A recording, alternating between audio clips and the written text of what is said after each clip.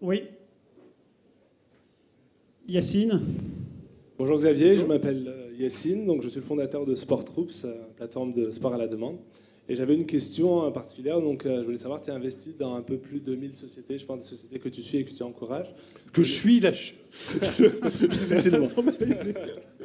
Et je voulais savoir si parmi ces 1000 sociétés, est-ce que tu pouvais nous citer quelques-unes, peut-être 3 ou 4, pour lesquelles tu as eu un coup de cœur, et nous dire surtout pourquoi tu as eu ce coup de cœur. Et inversement, quelques sociétés dans lesquelles tu n'as pas investi, peut-être que tu as eu un regret et tu aurais aimé investir quand elles se sont lancées. Non, mais alors après, je vais te citer des exemples de gens qui sont devenus ou qui étaient des amis. Donc je ne suis peut-être pas objectif sur mon sujet, mais il y avait un garçon, il s'appelle Tony Fadel. Non? Je joue plus. Ok, je condamne. Tony, ce garçon n'a pas fait grand-chose. Il a inventé l'iPod sous la direction de Steve Jobs. Et après, mine de rien, il a quand même inventé l'iPhone, le début. Après, il est parti au moment du lancement. Et sa femme était patronne des ressources humaines chez Apple. Et je crois savoir qu'à un moment, Steve Jobs était un peu prenant et qu'il décide de prendre une année sabbatique à Paris. Et j'ai le plaisir de les connaître à ce moment-là. Et on devient copains. Et il retourne... il me dit non, en fait, ils me disent qu'ils vont habiter à vie en France, qu'ils adorent la France, que la France est fantastique, comme quoi. T'es pas tout seul. Hein, j'étais assez heureux. Et puis à un moment, ils me disent non, en fait, je vais aller créer une petite boîte. Et puis il a la gentillesse qu'on s'associe. Et donc, il crée un thermostat. Le concept, c'est je prends un iPhone et je le découpe et je le transforme en thermostat. Et avec un modèle révolutionnaire. Parce qu'en fait, le thermostat, il est intelligent. Il est capable de faire des choses, mais également les compagnies d'énergie, si elles vous les vendent, ils sont capables de modifier un tout petit peu la température chez vous sans que vous le voyez, de faire des économies au moment où c'est complexe. Enfin, il y a un modèle énorme financier qui cartonne.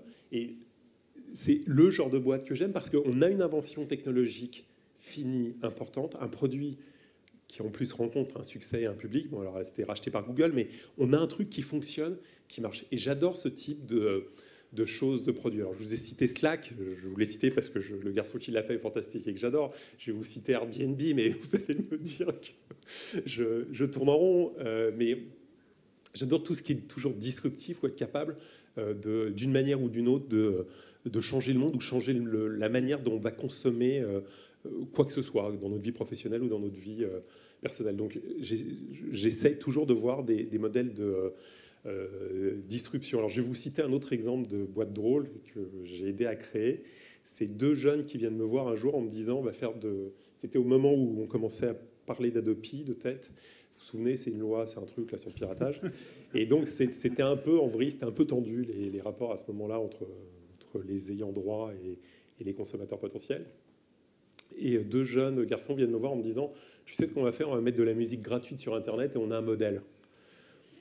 Bon, d'accord, leur société n'était pas créée, donc je leur donne un peu d'argent pour se lancer. Ça s'appelle Deezer, donc c'est pas mal. C'est présent dans 23 pays dans le monde, je crois, aujourd'hui.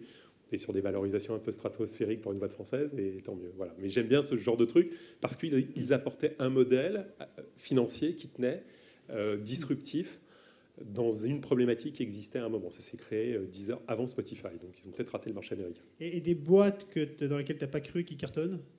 T'en as des exemples? J'oublie, moi, ces trucs-là. Non, mais nous, on reçoit à notre petit niveau aussi pas mal de dossiers. Je peux dire qu'il y a des trucs, je comprends pas ce qu'on me raconte, et après, ça cartonne. Hein. Donc, on en a vu passer des dossiers à côté.